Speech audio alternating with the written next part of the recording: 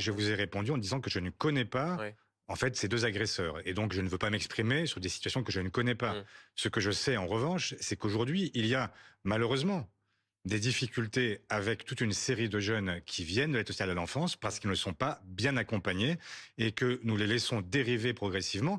Et donc ce sujet-là devrait être posé aussi. Voilà ce que je dis. Et sur Maintenant, la justice des mineurs, est-ce que par exemple ceux qui disent il faut permettre la comparution immédiate des mineurs dans ce genre d'affaires, ceux qui expliquent aussi qu'il faudrait pouvoir plus facilement écarter l'excuse de minorité, est-ce que ça, ce sont des débats pertinents selon vous?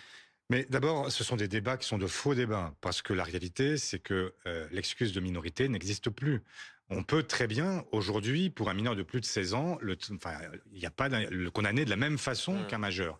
Et donc, on fait comme s'il y avait aujourd'hui une forme de tolérance pour des mineurs qui seraient des criminels. Il n'y a aucune tolérance. En revanche, ce à quoi je suis attaché, c'est à l'idée que forcément, un jeune, un mineur, n'est pas tout à fait encore un adulte et qu'il faut considérer qu'il doit être jugé comme tel et non pas comme s'il avait la maturité d'un adulte. Maintenant, ça ne veut pas Même dire qu'il ne faut pas quand le il condamner. a 17 ans, par exemple, là on Mais, voit que dans le cas d'espèce, les deux mais suspects, 16 et 17 précisément, ans. qu'est-ce que je viens de vous dire? C'est que Ouais. l'excuse de minorité à laquelle vous faites référence Mmh. n'existe pas. Elle peut être levée par le juge pour un mineur de 17 ans. Donc c'est déjà possible.